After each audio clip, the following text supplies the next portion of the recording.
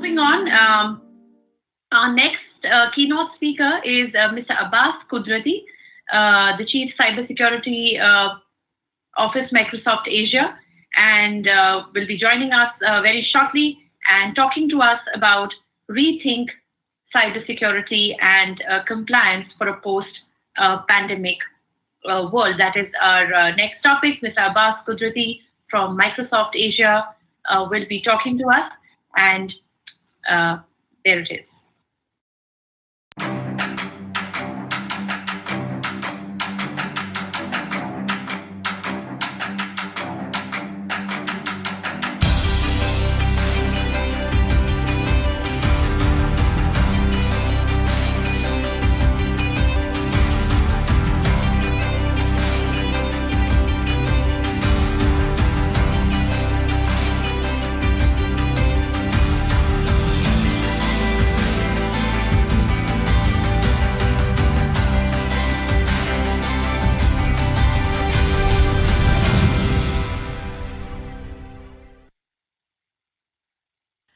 Hi, how are you all doing? Thank you for joining me today. And first of all, let me begin by saying that I hope you and your family members are safe and healthy. We got a robust agenda, so let's dive in right in the topic. Microsoft CEO Satya Nadella recently said, "We have seen 2 years worth of digital transformation in 2 months." Now we know that not everyone was ready for this unprecedented change and disruption because of COVID 19. Not financially, nor everyone was ready organizationally. However, we know that organizations have adapted more quickly were those who adopted a zero trust philosophy. With this COVID 19 pandemic, we saw an acceleration of two major shifts that meant the difference between the success and struggle. We saw zero trust shift from business option to a business imperative in the first 10 days of pandemic. Companies who were relying on traditional security methods and control, things like firewall, were more susceptible to COVID-19 themed attack and threats, and less able to meet those demands of newly remote workplace. The second was focus on operational resilience. 54% of the CISOs said that their operational resilience plan prepared them adequately for pandemic. This means almost half weren't prepared for any type of disruption. When billions of people formed a largest remote workforce pretty much overnight, we knew that security and compliance challenges were not going to be as small as we thought. If anything, this pandemic is helping push our technology industry to forge ahead as securing access to the data digitally, it becomes more and more crucial. Looking at these examples, it is easy to understand the increased role of artificial intelligence will play into our future. When you consider 175 zettabyte of data which will be created by 2025, data must remain an as an increase of asset, which means an increase in cyber risk as well. It is that simple and straightforward. The amount of data being created, shared, stored online will only continue to grow as we move ahead. From personal and financial information to corporate information to protection of data and cybersecurity, multinational organizations can be are or will be more accountable for meeting those dozens of regulations and compliant requirements across the world. Now, failure to do so, a single compliance failure can result into hefty fines and damages reputation. And we have seen those examples in case of GDPR and many other regulatory, especially focusing on privacy side of it. Remember what I said earlier, not everyone is ready financially or organizationally for this particular pandemic. That means many of our organizations are still trying to catch up the game. with 42% of organizations saying that workforce will continue to remote work even after the pandemic is over, which means that we have to future proof the data risk, which will remain the main key differentiator between the success and the struggle. Strengthening our security postures, beginning by adopting the zero trust philosophy, that's going to be one of the key imperatives. And zero trust security architecture is going to rapidly become more of an industry standard. We have seen the development with NIST framework talking about zero trust. We have seen the development with Open Group, and more vendors are talking about zero trust becoming more of a imperative of that. So if you talk about one step ahead, one step back in terms of what is zero trust about. So zero trust relies upon the three key principles. First one being explicitly verify, or we call it verify explicitly. Second one is using of least privilege by allowing a limited access to your app privilege users. And third, we can assume breach. Let's look at the first one. First, verify explicitly. So rather than trusting users or a device implicitly because they are on your corporate network and within the behind the firewall of your company or been VPN into, it is more critical to assume that zero trust and verify each transaction explicitly. This means enabling a strong authentication, authorization based on all the available data points what you have, which includes the various signal which you receive from identity and device, as well as locations, as well as device health, as well as the service and workload, data classification and anomalies. Second one being use of least privilege. In this case, we have to provide access to our people based on need to know, need to do basis principle, or in other word, we also call it a role based access control, and provide them access as long as only they need it and for a specific task at their hand. The next one or the last one principle on zero trust is about assume breach.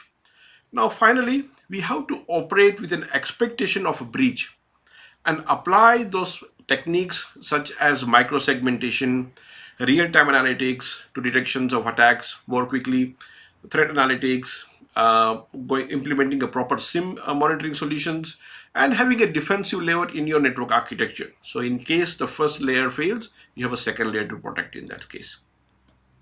In zero trust model, identities, whether they present people, service, or IoT device, these all defines the various control plane in which the access decisions are made. That's why having a strong identity is critical. First step within the success of your zero trust security approach. Being a zero trust organization means pervasive use of multi-factor authentication, which we all know, which almost prevents to 99% of the credential theft if you have a good multi-factor authentication policy in place or controls in place. And other intelligent authentication method as well, using a FIDO key or a YubiKey or many other method that can make access to the application in your premises much more easier and more secure than the traditional passwords. Now, identity is both the foundation of the zero trust as well as it also act as a catalyst for your digital transformation. It automatically blocks attacks through adaptive security policies, and it also lets your people work whenever and wherever they want by using their favorite devices and application. You get a choice of devices as well in that. Next one being, we know that because of zero trust security reliance is heavily on perception of threat signals and insight. Now that becomes a very essential to connect all the dots and provide a greater visibility to prevent, detect, respond those distributed and sophisticated attack. As security threats become more daunting, many organizations now remain in a remote work environment, and global organization must reach a state where their core cooperation or core operations and services will not be disrupted by any unexpected global changes. That becomes really imperative today. While speaking with many of our customers globally, we know that they are not only fully prepared to withstand any such major cyber event. Operational resilience cannot be achieved without the true commitment to investment of cyber resiliency. And operational resiliency is the ability to sustain your business operation in the event of any major event, including a cyber attack. As I mentioned above, it's about the people first, process second, and the last is the technology. While the majority of the firms have a disaster recovery plan on the paper, nearly quarter have never tested the plan, and only 42% of the global executives are confident that their organization could recover from any major cyber event without any affecting their business.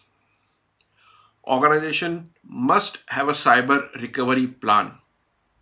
Imagine, if you will, the impact of your organization to never plan and prepare for a natural disaster. A cyber event is exactly the same. The same rule should apply here to prepare, response, and to recover. We should all consider it negligence if we do not have a cyber recovery plan in place. An investment in cyber resiliency include combination of people, process, and technology to achieve those better cyber resiliency and ultimately an operational resiliency. To do so, we have to turn MFA. 100% of the employee, 100% of the time. As I mentioned, with the zero trust using multi-factor authentication blocks 99% of the account hack. Every person within your corporate network access, including full-time employee, consultant, contractor, third-party employees, should be regularly trained to develop those cyber resiliency mindset. They should adhere to a set of IT security policies around identity-based access control, but they should also be alerting IT for any suspicious event and infection as soon as they detect or they identify within their machines. Train your team on the importance of multi-factor authentication. How to recognize those phishing attempts. That's really important as a part of your security awareness. Develop and implement a mature patching program. Let me be clear here. You will need a mature patching program that includes inventory cost, inventory asset control, containment, and isolation of device that cannot be patched. You need to think about the technical debt point of view as well. To maintain cyber resiliency, you should be regularly evaluating those risk threshold and its ability to operationally execute the processes through a combination of human effort, technology product, services, and the various processes what you have. Now, ability to do something as simple as restoring from a recent backup will be tested in every ransomware attack, and many organizations will fail this test. Not because they are not backing up their system, but because they haven't tested the quality of their backup procedures and practice because of the cyber event or during the cyber event. Operational resiliency guideline call for a demonstrating that you have correct concrete measures in place to deliver resilient services and that both incident management and contingency plans are being tested. Cloud technologies help. Cloud technologies help organizations develop a comprehensive cyber resiliency strategy, such as a part of a holistic approach of your organization as a part of your operation resiliency. And also it makes preparing for a wide range of contingency less complicated due to its scalability. Now we have seen an increased privacy concerns and development of various national level cybersecurity strategy across Asia. To start with, we have seen that Philippines, Bangkok, and India, they all have come up with their own version of GDPR or a privacy policy called PDPA or PDP. That means that data security and data privacy, it is utmost important for this country.